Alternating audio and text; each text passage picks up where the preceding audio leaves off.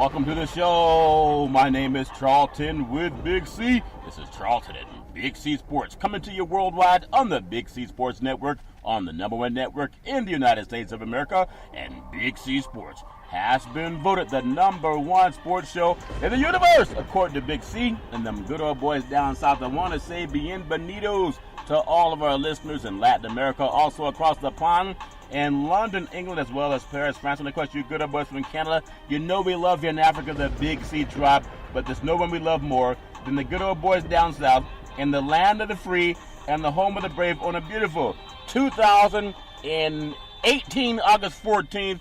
Big C will be calling in shortly. This is Charlton and Big C Sports. I do want to thank Holland Silveira, who follows Big C Sports, and appreciate you and the love that you have for sports and the sports world. And the Big C Sports Show will hopefully keep you satisfied when you're following your favorite sports show. I want to say for all of the people all over the country that are following the sports universe, there's a lot of good things happening in the world of sports. I want to go back to what just happened over the weekend with Tiger Woods. Tiger Woods, obviously, to come in second place in the golf tournament in St. Louis.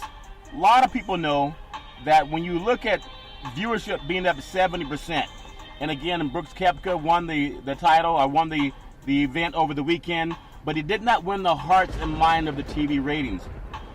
I want to ask my sports brethren, Jim Furyk, Ryder Cup captain, when you think about why not announcing Tiger Woods to be on the team. Right now you say he's in 10th spot, and you're looking at the top 8 golfers. If you are an advertiser or a media company, please tell me which one of you would rather have Jim Furyk than Tiger Woods at your golf tournament. Now maybe he's just doing a little bit of grandstanding, but let me tell you how it's hurting the world of golf. The way that it hurts the world of golf, by Furyk not having Tiger Woods announce it early for the Ryder Cup. If you have a sponsorship, and that sponsor is looking at sponsoring TV, for every CEO in the country, just look at the TV viewership from last year to this year, up 70%. So I want to ask you, broadcast brethren, if you have a chance of having the Ryder Cup, and you have Jim Furyk show up with whatever golfers he wants to bring, or you have Tiger Woods show up, which one would move the needle? Not only for your advertising, because it's a worldwide event. That's why him saying, well, we just want to talk about right now the golfers that are in the top 8 spots. We really don't want to really mess with anything right now. We'll get into the Tiger thing later. The reason that's wrong is because people book things in advance. And if you're a media company, tell me what media company in the United States, in fact, in the world, that would not want to have a crew on hand to see Tiger Woods moving the needle 70%. So now your $30,000 media package may sell for $200,000, or it may sell for $1 million, because people want to see. Big C would be calling in just a second. I do want to say that today's segment is sponsored by your Northern California Cadillac dealers, home of the all-new Cadillac Escalade, the standard of the world. And when you go by and test drive yours, tell them Charlton and Big C sent you. So Big C, I know I have you on the line now. We were just talking about, I hope you caught that catfish. I know you were underwater for a long time. I almost called with a 911 to see if they could rescue you, but the catfish had the worst end of the deal from what I understand, Big C. But give me your thoughts. Did you catch the catfish, or did he get away? You were down in the water a long time, Big C. Well, Charlton, I'm working out this new buoyancy with the body. I got this extra metal that I'm carrying around now. So the weights that I was normally wearing when I would go down noodling and stuff, I got to realize I don't have to take as many of them underwater with me. Yep. So, as you get old, you got to learn new tricks, and this old dog here got to learn a new trick. Yeah. So I got to learn less weight when I'm going down noodling. But, listening to your comments about Furyk and the Ryder Cup. Yeah. This is an opportunity for people that Tiger Woods had controlled for so long. Yeah. It's sort of like thinking that they're controlling him. Yeah. But, when you look at he as the captain of the Ryder Cup, he has it all backwards. Just like we just got through witnessing with the Hall of Fame, and it's always going to be rhetoric, Charlton. Oh, yeah. On when it comes to people in controlling sports. We look at baseball's Hall of Fame where Barry Bonds just got his jersey retired from the Giants. Yeah. But Baseball Hall of Fame writers don't feel that it's appropriate to have him in the Cooperstown. Yeah. We look at the NFL Hall of Fame, where you want to hold players out for 3 to 4 years, even though they rank number 1 and number 2 or number 3 in their respective position when they retire, Charlton. Yeah. And you have people that are not playing, controlling that. Furyk is not playing. No. He's just the captain, Charlton. Yep. So he's out there to pick the elite 8 golfers in the world to play. Now, if we look at Tiger Woods' last 2 tournaments, and especially his last tournament, Charlton, he made history in the PGA Championship. Yeah. That was the lowest ever shot in a final round that you did not win. I a know. PGA Championship, Charlton. Yeah. So it lets you know that he is trending in the right way. Yeah. Or however you want to say it in golf. Yeah. But what happens is, when Tiger's on the course, is that he becomes polarizing. Yeah. And other golfers don't get that claim that Furyk feels that they should get. Is that the media will now focus more on Tiger. Yeah. And the public will focus more on Tiger. But I thought that's what sporting events were about, where the fans are highlighting those who needed to be highlighted. Yeah. If I'm watching a baseball game, Charlton, Yeah. and I got a starting pitcher, say Clayton Kershaw on the mound, Yes. going 8 innings, giving up 1 hit, am I focusing on Kershaw? Am I focusing on the relief pitcher out there chewing sunflower seeds? I think it might be Kershaw. So, that's where the focus is when you're looking at the fans. Yeah. And unfortunately, we don't get enough people throughout the media stating this, that this is not about Furyk. This is about Tiger and the fans. Yeah. The people who want to see Tiger. Now, with the PGA, they can always remove Furyk from being the captain of the team, Charlton. Yeah. If you want to get realistic and play hardball about it. And I don't know if he wants to go that political realm, Charlton, in this event. But, it makes me feel that Furyk also is a Republican, just by the actions that he's taking. Yeah. With all the negative content that has been used towards minority athletes, Charlton, lately, this past year. And here's Furyk, the hottest golfer on the tour, went from 1,200 at the start of the season, Charlton. For Tiger, yeah. Nobody's moved the needle that much. When the season started, he was the 1,200th ranked golfer in the world. Yes. And now you're down to 26. So I'm thinking that you've done some things, Charlton, to make everybody excited about your game. Yeah. You may not have won a tournament, but when you think about the top 8 golfers in the world, how many tournaments have they won? Yep. And if you only won 1 tournament, Charlton, and you haven't repeated, that doesn't mean that you're a dominant golfer. That's a very good point. Or doesn't mean that you're not. Yeah. But when I'm looking at must-see television, and the viewership this past Sunday was up 73%. Yeah. The final numbers came out up 73%. Okay. As a marketer, as a sponsor of this event, Charlton, of the Ryder Cup, I'm calling Furyk. I said, look, have you lost your mind? And what, I don't know what you're sipping, but it's not Big C's moonshine. Because you're inside the paper a long time ago sipping that. Oh, yeah. Remember back in the day, there was science fiction. All the science fiction people knew. I grew up watching Star Trek. There was Spock. There was, Captain James T. Kirk. What's his, Bones, the Dr. Bones. Sulu, the engineer. Lieutenant Uhura. All those great people. But I remember there was an episode where Captain Kirk said, Spock, are you out of your fucking mind? Obviously kind of a pun, but he is out of his mind. I'll tell you why.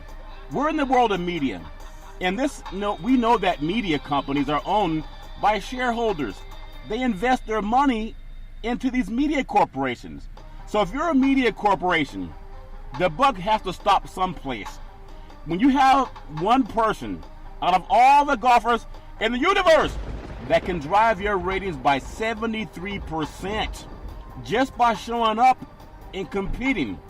Now, let me ask any shareholder of any company that has a media company, who doesn't want a 70% increase in anything? Because if your ratings are up 73%, that means that you can charge more for your sponsorship. What company doesn't want to charge more for sponsorship? If your ratings are up 73%, that means that more sponsors want to say, how can I get on that show?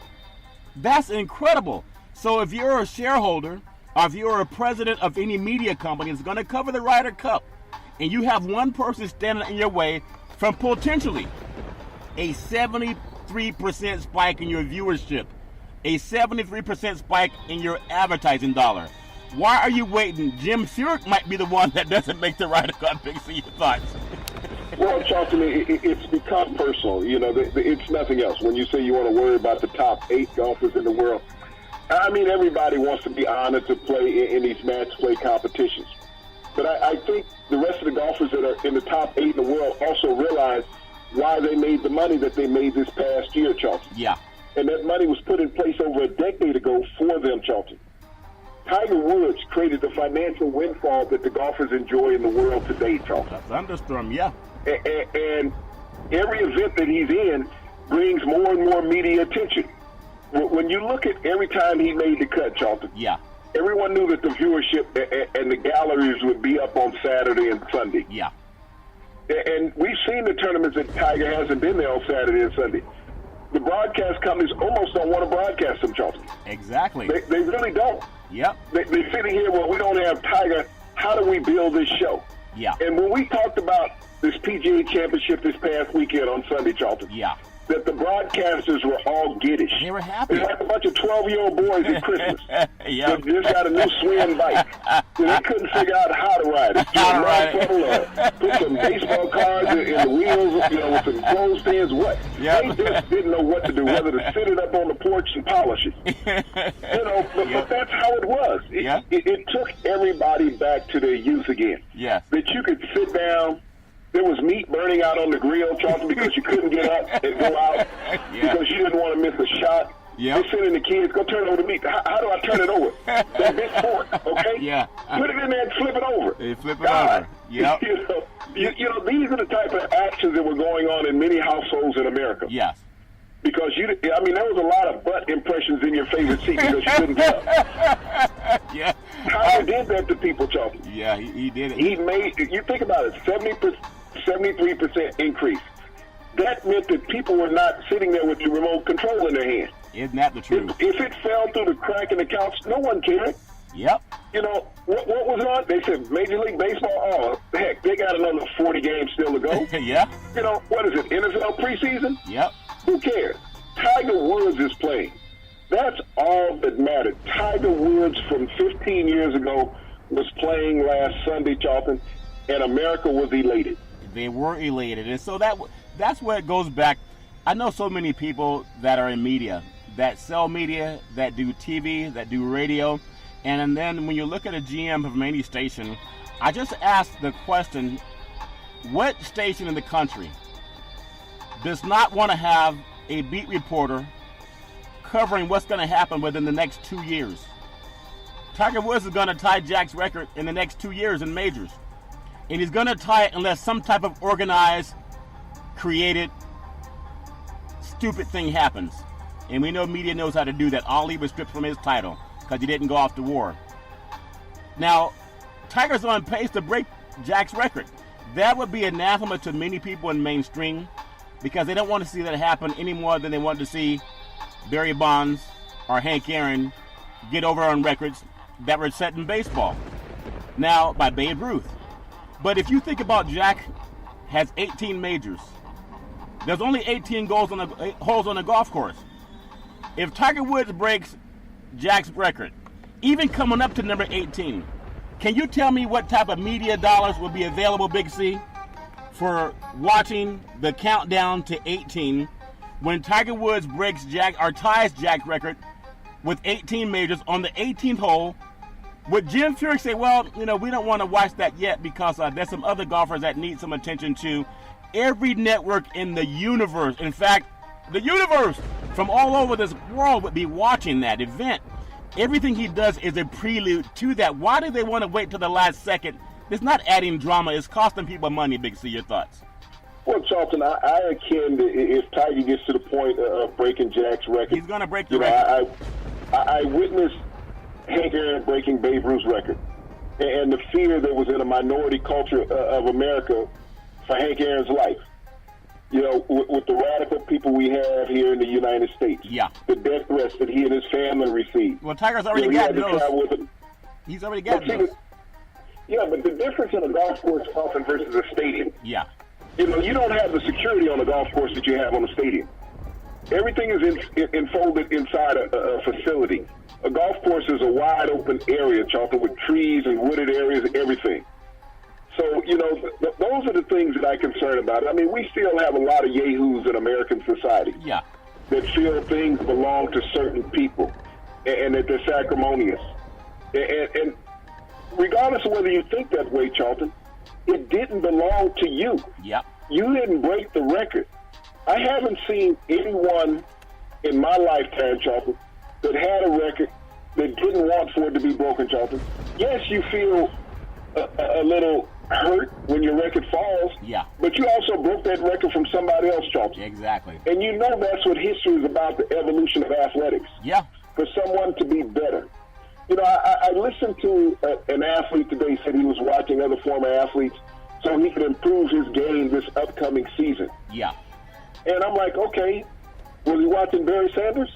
Because yeah. Unless you were watching Barry Sanders as a running back, you weren't going to get any better. No. Unless you were watching Eric Dickerson as a running back, you weren't going to get any better. Yep. You can always take excerpts from people's games, but nobody ever copied Jim Brown's game. No one ever copied Eric Dickerson's game. No one ever copied Barry Sanders' game. Each one of these individuals are unique within themselves. Yeah. When we look at golf, Arnold Palmer was a uniqueness within himself on the game. Yep. You know, he changed and revolutionized the game. The late Bobby Jones, years before Arnold Palmer, Charlton, who brought golf into the mainstream. Yeah. You couldn't copy Bobby Jones. If Bobby Jones had not retired, Charlton, no one would even be mentioning Jack Nicklaus. Yeah. Because Bobby Jones retired at 29. Wow. Think about it, 29. And with the number of majors that he had won at the age of 29, he became complacent and bored. Yeah. Wanted to do other things. 29. We're talking about Jack and Tiger being in their 40s. Yeah. Bobby Jones was 29. Yep. And he held the record until Jack broke it. So when we think about the evolution of the game and what's good for the game during eras, every era has something that elates all of us as fans, that makes us enjoy and must watch. And Tiger is that person of our era who makes us watch golf. Yeah. When you go around and you look at the top 8 players on the Ryder Cup, which one of those 8 players have outplayed Tiger in the last 2 tournaments? No. That's all you have to ask. None of them have. And that the thing, too, I was talking to a couple of people today that love sports, and they are actually own car dealerships, but they love sports. We were talking about golf, and one guy was a Hispanic guy, and he talked about how Trevino galvanized golf in his life. And when we look at Tiger, how he's done it for the whole world. For people that have media companies, imagine how much money a Super Bowl ad will fetch compared to a preseason ad on any network. Imagine how much money a Super Bowl ad will fetch compared to any golfing ad on a regular day if Tiger's not there. So we talked about the scenario, and we both agree unless some organized social anomaly happens, Tiger's going to break Jack's record. And in the countdown to breaking that record, because Jack won his last major at 46, it was the Masters. Tiger's only 42 years old. He'll be 43 for the next Masters. But we talked about the fact that the whole world, if they're smart and get Jim Furyk out of the way, they will build up a media empire the same way a tsunami builds up onto the ocean. They know it's coming, they just can't see it, but the seismologists can. Could you imagine what someone from Dubai, Tiger golfs over there too, if the whole world is lining up to see Tiger tie Jack's record on the 18th hole? Tell me what person in the whole universe would not stop what they're doing to watch that. That means that TV and ratings would be through the roof, the highest ever in the history of television. That's what we're looking at. Big C, this is just like a prelude to it. So for Furyk's messing with everybody's money, ego aside, you're costing people's money when you don't see, in our day and era, where everybody has access to media and 4K TVs, You're going to take that excitement away from the sporting fan that loved Babe Ruth, that loved Hank Aaron, that loved Ali, Jesse Owens. They loved all the great athletes. You're going to take that away because of some personal issue. Big C, your thoughts? Well, Charlton, it's like the baseball yesterday that was signed by Babe Ruth, Ty Cobb, Cy Young, and Walter Johnson. Yeah. Going for $623,000. That's incredible. Now, this ball was signed in 1939, the 8-member Hall of Fame class that went in at that point. Yeah. You think about what it meant, something that occurred in 1939, Charlton. Yeah. You know, that it still resonated today, 80 years later, that people cared about it, that it was that interesting to them, Charlton. That's a good point. You know, you even think about, 50 years ago today, Charlton. Yeah. Bob Gibson threw a no-hitter. Yep. It was his 17th no-hitter of the season, Charlton. Wow. The top no-hitter by any pitcher in Major League Baseball this season, Charlton? Two. Bob Gibson threw 17 50 years ago. Wow. One pitcher. Yep. We got two by one pitcher this year in baseball. And Jim and there's Furyk, even more teams. And Jim Furyk would not have invited him to the All-Star game. He would have said, well, we don't need him at the All-Star game. We're going to talk about other pitchers right now, Big C. Let's go ahead right ahead. And so when you look at Tiger Woods galvanizing golf. The world. Well, that's golf. Yeah. That's bringing it in. It'd be like the World Cup. France qualified for the finals and decided not to show up. Yep. Think about if you'd have blacked it out in France. Yeah. What type of uproar there would have been. Wasn't there? If there was a blackout on French television with France being in the World Cup of soccer. Think about the outcry, the upheaval that it would have been in that country. And that's the same way when you look at this country, Charlton. There's always going to be those who don't like Tiger Woods, just like any other minority athlete in America. When we got this cry about firing the black athlete in the NFL. Yeah. No other nationality. We don't want to fire a guy for using Oxycontin. That's okay. That's true. We don't want to fire a guy for beating up his wife. That's true. That's okay. They got a raise. But if the guy brings a social issue to the awareness, and that's what bothers me the most, even in that, Charlton. Yeah. People are saying, well, they have not stated what their cause is. And I'm like, damn, who the hell's not listening? Yep. That they have not stated what their cause is, what their social cause is from the black athletes in the NFL. The still cry today through the white media is that they have not stated their cause. The reason why they haven't stated their cause, Charlton, because you refuse to mention their cause. Yeah. Just like with Jim Furyk, refused to mention that his issue with Tiger Woods is personal. Yeah. It's not about the world of golf. It's not about the world of fanfare.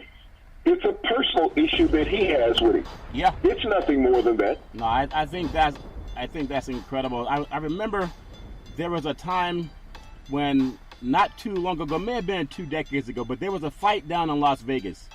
And I think I don't know if it was Holyfield and Tyson, but someone flew some type of parachute into the ring down in Las Vegas, and it stopped the fight for about, a good 20 minutes there were people beating up the parachuter more than the guys in the ring were fighting.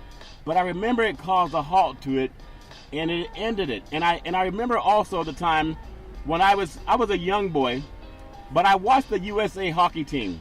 It's a great call by Al Michaels that said, "Do you believe in miracles?" People still think about that because that galvanized our country.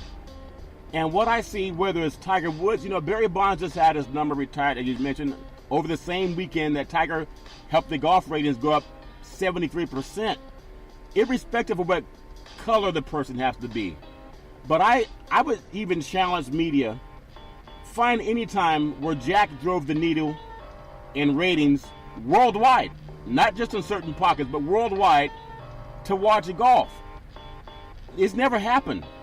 And that's why not having him there is anathema to the broadcast companies that are losing tens of millions of dollars because people who would get a part of the hype, the build up to the hype, Big C, they can't get it right now because Jim's saying, well, we want to talk about guys that you don't care about first. He doesn't understand media. That's why it's anathema for the media company that's going to cover that event that they haven't already called for his resignation. Like, what did Trump do to Omarosa? Hey, I love you, but I didn't know you were let go. Well, if you don't know I was let go, how did it happen if you hired me? It's the same thing to the network that's going to cover not just Golf Channel, but whether it's CBS or NBC or whomever. They're losing people now because they can't plan even to take a hotel reservation in that city to buy a paraphernalia building up to it. You don't do it the week before. You do it way in advance. Super Bowl tickets are already bought. Big C, does that make any sense for the broadcast companies? Your thoughts? Well, Charlton, it makes sense for the broadcast companies. It makes sense for Jim Furyk. But like I said, this becomes a personal issue, Charlton. This is not a business decision that's being made. This is an individual that has somebody who showed up on the radar that everybody thought was gone, left for dead on the side of the road, Charlton, roadkill. Yeah. All of a sudden, he's run over everybody now. Yeah. And everybody is having to pay homage to and respect him all over again. Well, they thought they were over this Tiger Mania. Yeah. And realistically, the golf world for the last 5 years thought that Tiger Mania was done. They were hoping for multiple surgeries, not really on the radar, falling out of the top 1,000 in the world. When guys are out of the top 1,000 on the world, Charlton, they have to go get their player's card. Yeah. Although he's exempt for life, they have to go get their player cards. They're not relevant. Yeah. And then this final weekend, Furyk is sitting there, damn, Tiger just made $1.2 million. Furious. I made that all year long. He just made $1.2 million. We put him on the Ryder Cup. He's going to get $40 million in sponsorship. Yeah. And it's going to be out of my pocket. Yeah. Because I chose to put him there. He's going to end up with another $40,000 in endorsements and sponsorships personally. Yeah. I'm going to be responsible for that. It's hard for a lot of people to do that, Charlton. Yeah. To just sit there and say, I'm responsible for this individual making this much money, and I don't get a dime of it. And, not a dime. And so when he's been out the mainstream, Charlton, and Tiger Woods can come in one golf tournament, the Ryder Cup, and make more money than any golfer on tour this year, Charlton, in the past 3 or 4 years. Yeah. That bothers a lot of people. You know what bothers a lot of people too, Big C? You've owned companies. You've been around and had lots of employees, so you know at the end of the day, what the company take in. You don't always like everybody that you employ. You don't like everybody that you work for or work with. You don't have to like people. You just got to say, are we hitting our numbers, yes or no? And my bone is this. Because people are not honest. And I'm not saying the race card and all that. I know it is, but I'm not saying it's just that. Because money trumps race. I've known for many black men in this country going into business, can't get a business loan from a bank, higher credit score than the white counterpart. I know that because I worked in the loans, in corporate loans, in commercial loans, and residential loans. I've seen white Americans get a loan for a house with a lower credit score and lower income than a black person with higher credit score and higher income. I know, I've seen it. I've worked with the major banks from Wells Fargo, Bank of America, Citibank, Chase. I've seen it. There's some class action lawsuits that verify what I'm saying. You can Google it, especially Wells Fargo. So if people say, well, what's all this social justice garbage? We don't understand. Don't you have a couple millionaires? Well, if Furyk and that good old boy network that won't ostracize him today and say, you're out, you're costing me money, you're out. One time I believe in Trump when he said you're fired. Those executives that have the network, they're going to cover the Ryder Cup. They're losing money because of their silence. And in most places, you just get fired. There's no need to have a 3-month conversation. But if they want to lose money, just keep quiet and let someone have a personal vendetta. So going back to the banking and Tiger and Jim Furyk, I know people want to be nice about it, but forget being nice. Because there are people who go in to get a loan, it's the same garbage. Well, we're going to have to get back to you. Well, on the phone you said I was approved. What happened in my drive down here to the bank? Well, we have to run it by management. The reason I came to your bank is because I was approved. So what changed in my 30-minute drive to your bank? And we know it's because they still redline against African Americans. And if you don't know that, you're one of the dumbest people on the planet. So I'll ask you one more time, Big C. When people say, what's all this social justice garbage about? You're seeing it happen to a wealthy person. I'm not talking about Colin Kaepernick this time. I'm talking about Tiger Woods and the antipathy that some people have for him, and he's made them wealthy. That's why Jim Furyk is costing money to the Golf Channel. He's costing money to the network that's going to carry the Ryder Cup. It's not about, well, let me think about it, Big C, your thoughts. Well, Charlton, the reason why he can get away with that, Charlton, there's a broadcaster who does most major golf tournaments on CBS. We just signed this past weekend. Yep. Lives over in Monterey, California. Yep. Never speaks negative of Jim Furyk. Nope. Guy named Jim Nance. I know. Until Jim Nance speaks up, Charlton, about the wrongdoing of those that are in charge. But we've seen that, Charlton, that when you work for somebody, you don't speak negatively about others. We just saw that with Bruce Bowen getting fired by the LA Clippers.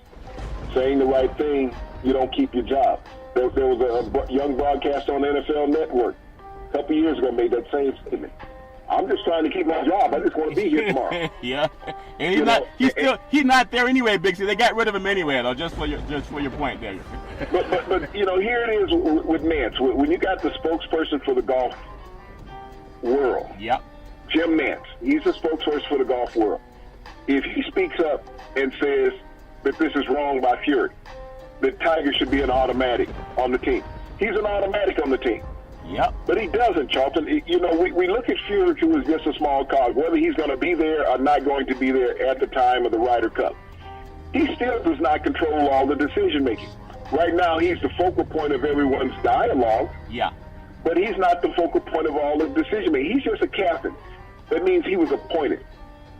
The captains are voted in and voted out, or appointed in and appointed out all the time, Charlton. Yep. You're just a focal point. You're not the decision maker at the end. And so this is the situation. The Ryder Cup, if Tiger Woods is meant to be in the Ryder Cup, he will be there. If the ratings are about Tiger Woods, he'll be on the Ryder Cup.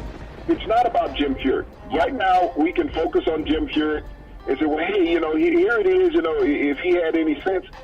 If he had any sense, he'd probably be in a better position than what he is. Okay?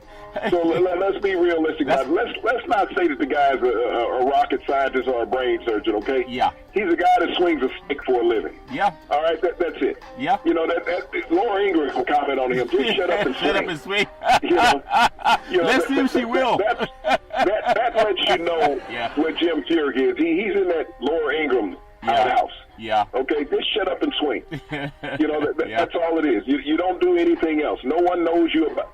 What relevance is Jim Furyk really in the golf universe? No. Think about that. What relevance does he carry? Did he win a Masters recently?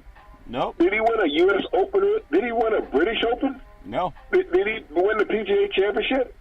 I'm confused.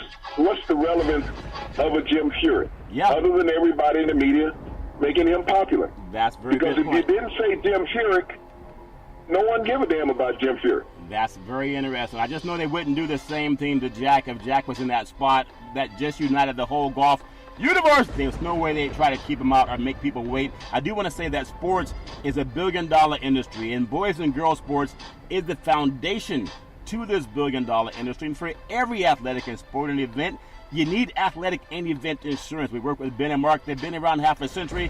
They work with Big C Sports. Whether you're a pro team, a collegiate team, a high school team, or your mom and pop soccer league, when you reach out to them, let them know Big C sent you. So we've wrapped up our thoughts on, I think we gave an education on why people take a knee. You see, right in broad daylight, you move the needles more than anyone in the history of the golf universe. And in front of the world's eye, they say, well, we're going to make this guy wait because what? Because you want to help corporations lose money? That doesn't make any sense. Big C, there's a forum of Big Ten players and national current broadcasters defending a head coach about his lack of actions at the University of Maryland. A horrific thing happened, but people are defending him. And this is the same thing we say about ourselves. If you don't like what we say, just Google it, because if we're wrong, we'll apologize. Just like we're saying about Tiger Woods and Jim Furyk and the golf ratings. If Tiger hasn't driven the ratings more than anyone in the history of the universe, then Google it. If we're wrong, I'll come on the air and apologize. But people know he has, and corporations know he has, and people make money on selling media. That's why it's anathema to those media companies to play this stupid game. So why are people defending the actions of the University of Maryland coach, Big C, and what just happened there, Big C? Your thoughts?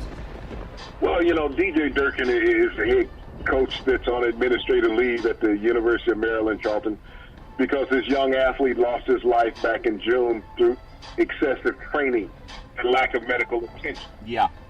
You know, the strength and conditioning coach, Charlton, resigned today behind that Rick Porch, Yeah. who came to the university at the same time that Durkin did.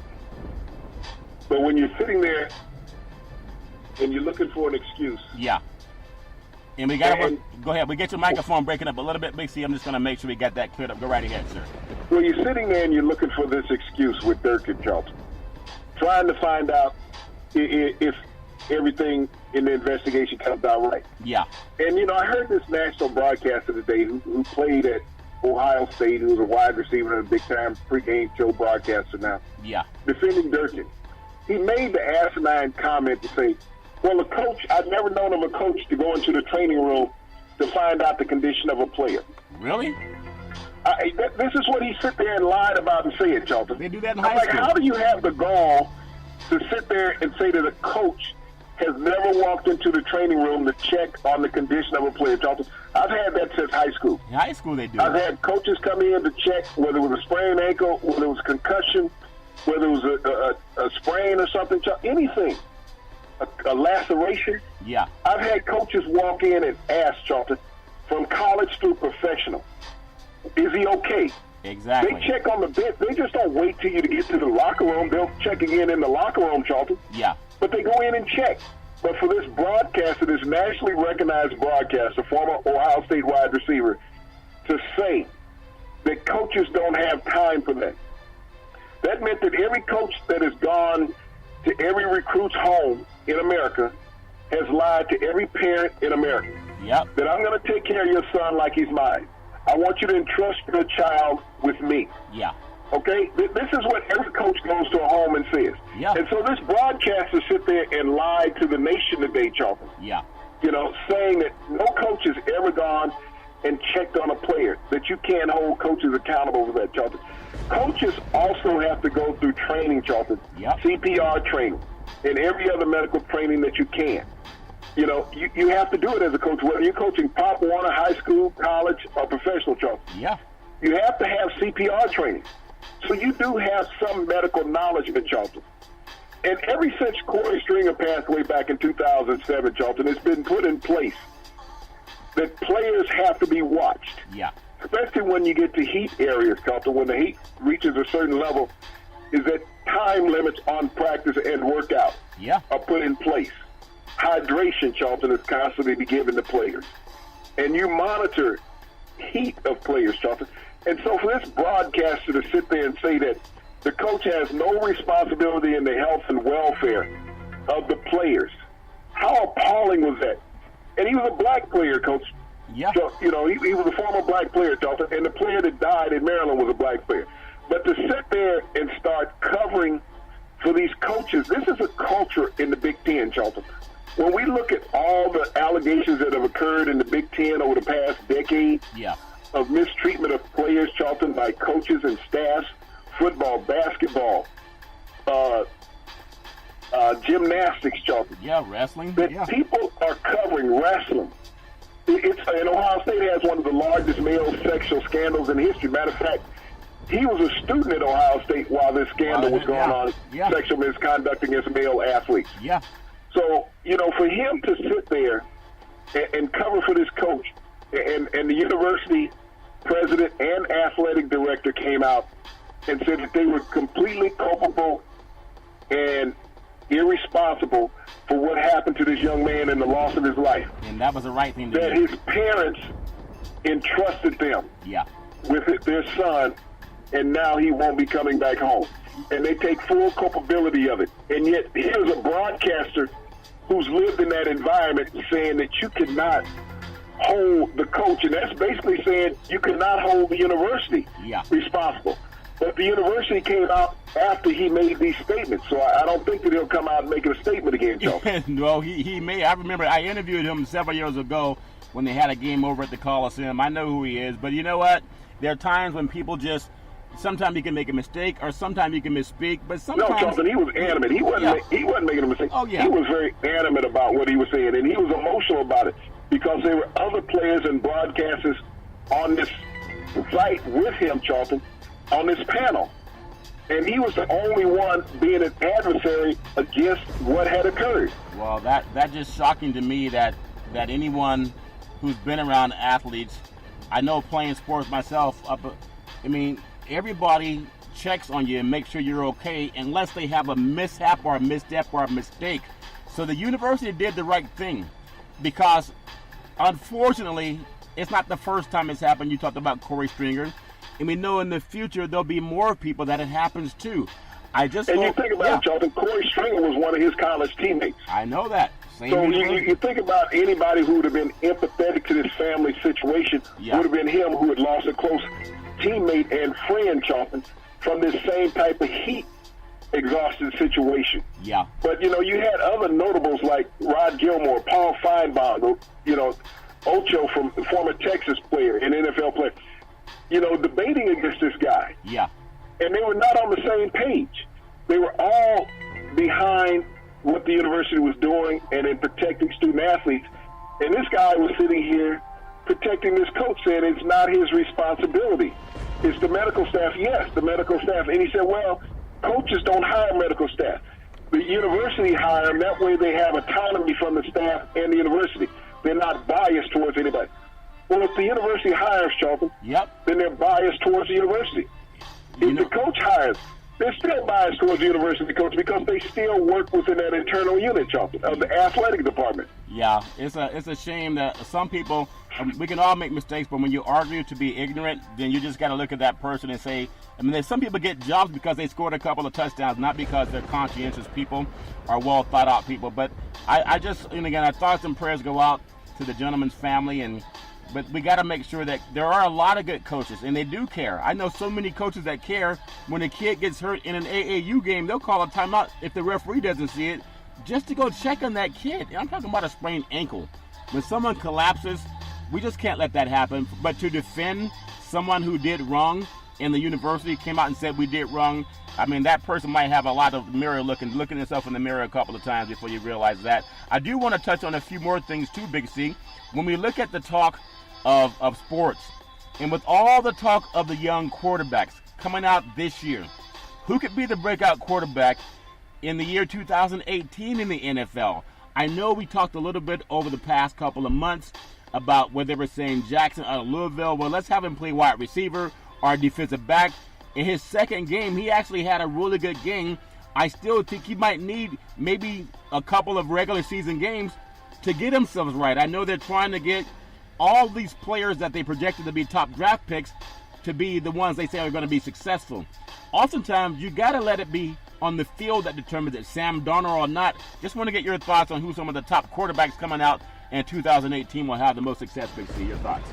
Well, Charlton, everybody wants to talk about the first quarterbacks taken in the draft, the first four. Everyone wants to say that Mayfield should get the start if there's not much of a distance between he and Tyrod Taylor in Cleveland. Yeah. Still, Tyrod Taylor should be the guy. He took a team to the playoffs last year, so you have a playoff caliber NFL quarterback that you want to bench for a guy who has never been to the NFL playoffs. Yeah.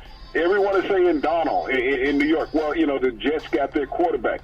Well, the Jets have gotten their quarterback every time they've had a first-round draft pick. Yeah. Okay, Mark Sanchez was their quarterback. Yeah. Richard Todd was their quarterback. So Chad Pennington was their quarterback, Charlton. Yeah. So they've had first-round draft picks that hasn't panned out, Charlton, over the long term. Yeah. We're sitting here looking at Rosen in Arizona. He's sitting behind the most knowledgeable quarterback playing of all those quarterbacks, Charlton. Yeah. When you look at Bradford. Bradford just, he can't stay out of that Band-Aid box. That's his problem. Yeah. He's always got another nick. I'm stuck on Band-Aids. Yeah. But, and Allen, you don't have anything in front of Allen to start with. When you look at, what's the guy that just threw another interception? Nathan Peterson. Yeah. And they're still running with it. They're still running with it. Was it 5 in the first quarter? McCarron. 5 in the first quarter last year against the Chargers. Yeah, and just threw another one here. and A.J. McCarron. Yeah. But you're looking at this kid out of Wyoming. If you're putting your hopes in a kid that couldn't pass for 2,000 yards in college, Josh Allen, then you don't have much hopes as an NFL franchise. I don't expect Lamar Jackson to get much playing time because Joe Flacco will up his game this year. Yeah. He will start at least the first 8 games of the season for the Ravens. hands down, without any pressure. Yeah. But the kid, Charlton, that's going to shock everybody, was drafted last year. He was Mr. Irrelevant, taken by the Denver Broncos. Kid named Chad Kelly out of Mississippi. He's good. Jim Kelly's nephew, former Buffalo Bill, 4-time Super Bowl appearance quarterback. Yes. Out of the University of Miami. Chad Kelly redshirted last year because of a horrific knee injury that he had his senior year at Mississippi. John Elway took a chance on him, Charlton. He had a phenomenal first preseason game, Charlton. He didn't play at all last year. Yeah. But Chad Kelly has that gamemanship that John Elway had when he was with the Denver Broncos. Yeah. I see Case Keenum starting the season. If the Broncos don't win the first 2 games with Case Keenum, Chad Kelly will be out in the bullpen warming up, but he will finish the season as a Denver Broncos quarterback, Charlton. Yeah. And if he gets into that starting lineup and they don't have a bad record, they will make the playoffs with Chad Kelly. I tell you, he's a good player. They'll get more attention on him, too. And I just think about when we talk about quarterbacks, whether it's veteran quarterbacks or whether it's the rookies coming out, even just a little bit of attention given to Aaron Rodgers, saying our guys need to be tough. If they think that me insulting some players for not giving a good effort is going to break our team chemistry. I think every coach, I think every player, they have gotten in the face of the other athletes on the team, not to break their spirit, but to say, hey, step your game up. A lot of coaches do that. I think Bill Parcells was known for chewing out players, not to break their spirit, but to say, hey, look, this is not a guaranteed job. You got to perform. And if you don't perform, they're going to fire me. So that's why you got to get in your player's backside. Hey, he has the right to do that, Big C. He's played enough games to do that. Your thoughts on Aaron Rodgers? Charles, you talk about breaking spirit. You talking about breaking your foot off in somebody's, high knee. Breaking That's the what Aaron Rodgers is talking about. Yeah. And I can identify with what Aaron was doing. I did that same thing as a player, Charles. I would challenge guys in the locker room. Yep. I would fight you if needed. If you didn't want to be there as a part of the team, Charles, you could go in and resign. Yeah. They gave you that option. They don't have to cut you. You can resign. Yep. You can say, I don't want to be here because this job is too tough. Yeah. This business is too tough. Yep. There's been a lot of players that have voluntarily quit in the NFL because the business was too tough. Yeah. And when Aaron Rodgers saying you're playing like a sissy, he's seen a decade of playing hard in the NFL, Charlton. Yeah. He knows his window as a player is getting smaller and smaller for opportunities to win a championship. Yeah. He doesn't make managerial decisions in Green Bay, but he makes player decisions, Charlton, when he's on the field. Yeah. And if you're not on the same page with him, if you're not working to get open, you're not doing that extra to create that separation, Charlton. Yeah. He doesn't want you out there, and I don't blame him. No, I don't blame him Because either. you're putting his career in peril. You look last year when he got his collarbone broken, Charlton. Yeah. Because receivers could not get open. Yep. That's the reason why he got hurt. He had to hold the ball too long. He's not looking to go through that again, Charlton. If the guys he have in camp right now don't want to do it, let him find some other players who are willing to do it. And as we had a coach years ago said, look, I'll change some area codes. Do it. Yeah, I think we can do it. So when Tom Brady gets on his receivers for running the wrong route, not running the right pass play or missing the play, and he gets on the receivers all the time. I saw Big Ben Roethlisberger does the same thing. He gets on players for not being in the right place. Peyton Manning, Hall of Famer. He was always getting on players if they missed a spot. He would do it during the game, on the sideline, after the game. There were times, and he was a great player, but no one ever said he's breaking the chemistry of the coach or the Broncos, because I think, if my memory calls, he got them both to Super Bowls. Vic, your thoughts? He did, but you have to be a driver when you're the quarterback. I know Phillip Rivers. I love his tenacity as a quarterback. Even though he's never been to a Super Bowl, he's always in receiver's face. Drew Brees, Charlton. Yeah. He's always standing looking up at a receiver. Because he can't look down at him. Yeah. But, these quarterbacks have been drivers over time, Charlton. The great quarterbacks have been tenacious. Yeah. They will challenge the players to do better. And that's what you have to do, Charlton. You think that Randy Moss and Terrell Owens didn't play with quarterbacks who challenged them? Oh, yeah. You're going to tell them that Jerry Rice didn't get challenged by Steve Young and Joe Montana, Charlton. Yep. These three great receivers. Chris Carter got challenged when he was in Minnesota. Warren Moon. These receivers get challenged. Yeah. You got to give me more than that. That's what they do. And even the current top quarterbacks are doing the same thing. So I'm a little bit, little peeved by the media constantly saying that, Aaron Rodgers doesn't have the right to do this. Oh, yes, he does. Because Aaron Rodgers is not a poster boy for them, Charlton, of passiveness. Yeah. To say, well, we're just trying to work and get better as a team. No, I'm not trying to work and get better as a team. Yeah. I am as good as there is. Yeah. So if these guys are trying to work now here in training camp and get better, what the hell they been doing for the last 4 months? Yeah. They weren't trying to get better. They figured they could show up here, and now all of a sudden they're going to get better. No, if that's the case, I don't want them around. And I respect Aaron Rodgers for that, Charlton. I respect any professional athlete who tells a fellow teammate, if you couldn't take the last 4 months to get better, the hell you doing here now? Mike Holmgren's last game as a coach of the Green Bay Packers was in San Francisco. In the playoff games where Terrell Owens has that great catch, and the broadcaster Joe Starkey said, Owens. We didn't know if Starkey was having a stroke or he was choking on some food, Big C. But that was his call, and it's one of the greatest calls in the history of broadcast. He was doing radio. John Madden said, you think they don't love this game? You think they do it just for the money? Because T.O. came to the sideline crying. But Jerry Rice had one pass in that game. It was late in the game. And when they threw him that one pass, he fumbled. And Green Bay recovered, but they didn't go to the replay fast enough. And the 49ers kept possession of the ball and went on to win that game. Everyone knows it was a fumble. Brett Favre knew it was a fumble. And Steve Young knew it was a fumble, but he kept going to T.O. Case in point, Brett Favre was always chewed up by Mike Holmgren. Sometimes he didn't even want to look at Holmgren when he threw a completion because it's the wrong play.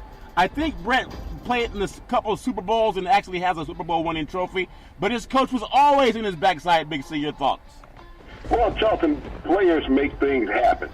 You do what's necessitated to win. I mean, you go out and you leave it on the field. That's what competitors do, Charlton. We see so many players today that remind me of broadcasters. How do I look? Yeah.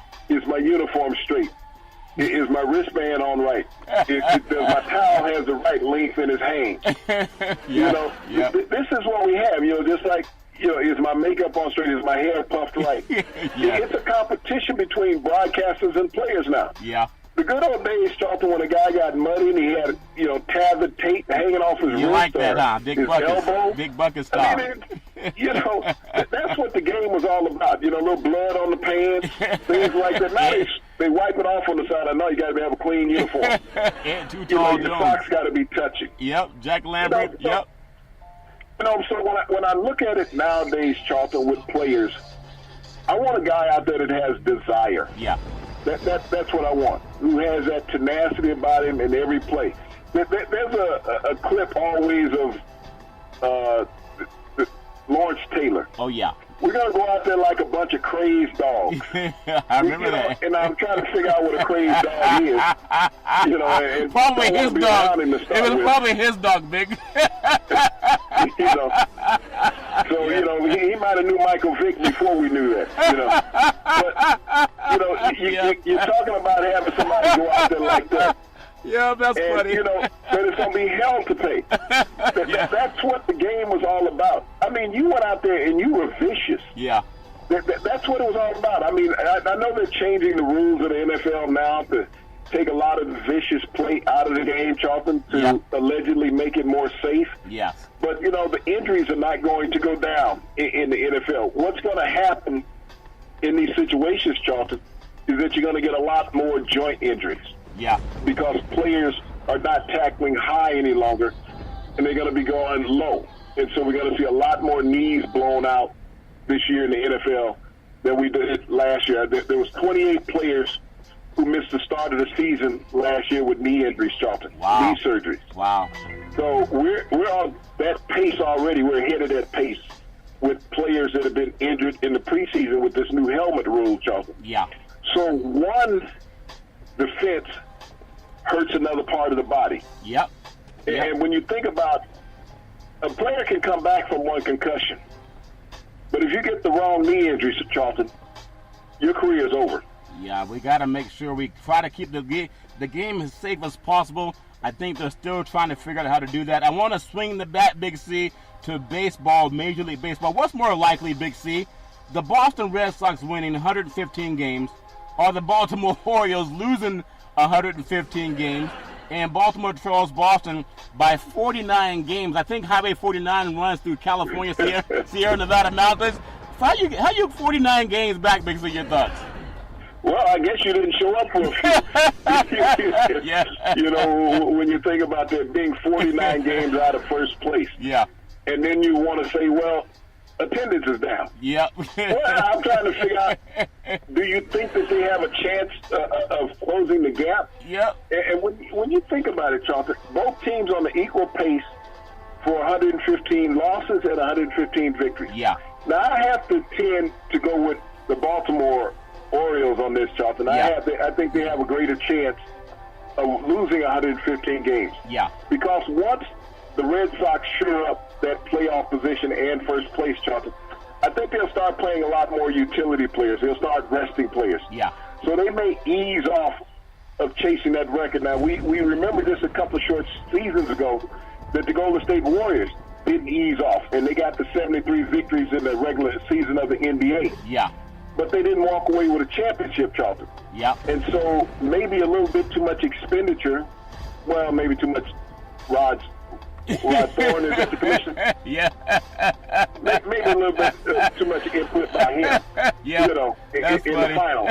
That's funny. You know, yeah. Because I mean, you're sweeping everybody until you get to the finals, and all of a sudden you can't close it out. You get ejected from the game. Yeah. I see the Orioles losing 115 before Boston winning 115, Charlton. Yeah, I still think it's all fair in the sports universe. I want to bring attention to, today is the 99th day of the First Lady's campaign against cyberbullying. And I just want to get your thoughts, the significance of that, because we got to find a way to end it. But also, cyberbullying can be when you don't do anything to defend somebody when you see a wrong happening, as well as it is maybe chastising people. And it is not necessary to do that, but some people do it. What's the meaning of the 99th day, Big C? Well, Charlton, her campaign is about be best. Yeah. And on the 99th day of her campaign, be best, she's living with the biggest cyberbullier probably in the world. Yeah. Yeah, and today, Charlton, there were questions if he's used the N-word in any of his cyberbullying meetings. Yeah. And his White House press secretary said she couldn't confirm or deny. Yep. So she couldn't comment on that. Well, it's on tape. So, and so that's the first time that she didn't back him. Yeah. Because she knew that he didn't want to step out and say, no, he's never done that. Yeah. Because there's his documentation that he's most likely had, Charlton. And other people are saying that they have documentation that he's done that. Yeah. But when you think about the racial attacks that he has done on cultures, Charlton, and today was as low as you've gone. And if people in sports, Charlton, have all seen the Westminster's Dog Club. Yeah. Okay? The ESPN covers it every year. Great event for dog lovers. Yeah. But the president went out and called a former African-American assistant today a dog. Really? Yes. On a tweet, been all over the media, called the lady a dog, even though she's been terminated from his administration, and she's come out with statements against him. But he's called her stupid, in other comments, Charlton. But today he went below the bar. He called the young lady a dog. Now everybody knows what the connotation of a female dog is. Yeah. If you don't know, Google it. Look at the Google Wikipedia terminology of a female dog. This is what the president is saying. This is how he's identifying minorities. He's calling them low IQ, stupid, unintelligent. He's calling black media these statements, Charlton, as well as other black people who oppose him. And so at what point is bullying and these tirades that he's having acceptable? And I'm wondering, what is the intelligence level of his wife? And I'm not attacking this lady, but I'm just questioning. Because if you have a campaign out, a national campaign out, saying be best, anti-cyberbullying, texting or however you do it, and you're sleeping with a guy every night who is doing this, I'm questioning your awareness, your self-awareness of you and your surroundings. You know, it leaves me something. It's horrible to hear that statement because I wasn't aware of that, so I got to do some more reading on that. But it reminds me of the late Dr. Martin Luther King when he talked about many speeches where he said, injustice happens when good people do nothing or say nothing. And what I want to do is just have everybody Google what just happened, because it may be someone that was just fired, but tomorrow it might be somebody you love. It might even be somebody with your skin color. And then it might be more stinging. So if we have kids going back into school now, all over this great country, and it was brought to my attention by some mothers that there's a lot of anti-bullying campaigns in schools now, because a lot of kids get bullied. We say, well, where do they learn to bully? Well, some people say, well, it might be their culture, or it might be their race, or it might be something they learned at home. Well, sometimes all they have to do is look at the leadership in this country. And if we want to stop it, we got to chastise people, whether it's someone in your house or someone at the highest level. Because if you don't chastise it, that means you tacitly consent. You can Google what it means to tacitly consent. You consent when you say nothing. So Dr. King was right, and I hope that we can all find a way to challenge people at the top and the bottom. That's the only way we can make things better. Big C, back in the day, there was a man by the name of Drew Bundini Brown. He was known as Muhammad Ali's right-hand man. He would always tell Ali, with all you got to use, how can you lose? Rumble, young men, rumble. Big C, what are you looking forward to in the sports universe? Charlton, as much as I love the world of sports and the world of politics and the world of life, they're all synonymous with each other. And I want to send my thoughts and prayers out to the Queen of Soul once again, Aretha Franklin, Charlton. And there's one song that, you know, as a young man growing up, as a black culture growing up, that she spoke for everybody. The song was called Respect. R-E-S-P-E-C-T. Find out what it means to me. This is what we need from our administration, Charlton, from our sports leaders, from our social leaders. They need to go back to the Queen of Soul 50 years ago and listen to what she said 55 years ago, 1963. Yeah. R-E-S-P-E-C-T. Whether it's in the sports world, whether it's in the political world, whether it's just in life, Charlton, it means something to all of us. Well, Big C, that is very well said. All of our thoughts and prayers are with the Queen of Soul and the Queen of the Universe. Every Monday through Friday at 5 and 6 p.m. worldwide. Follow Big C Sports on the Big C Sports Network, on the #1 network in the United States of America. And Big C Sports has been voted the #1 sports show in the universe, according to Big C and them good old boys down south. As we always tell you, there's never, ever any excuse for domestic violence. If anyone is in trouble that you know of, please call 911, because no man or woman should ever have to go through that garbage on their own. And as we always tell you on every Big C Sports show, we thank you, we appreciate you, and we hope that you have a super fantastic day.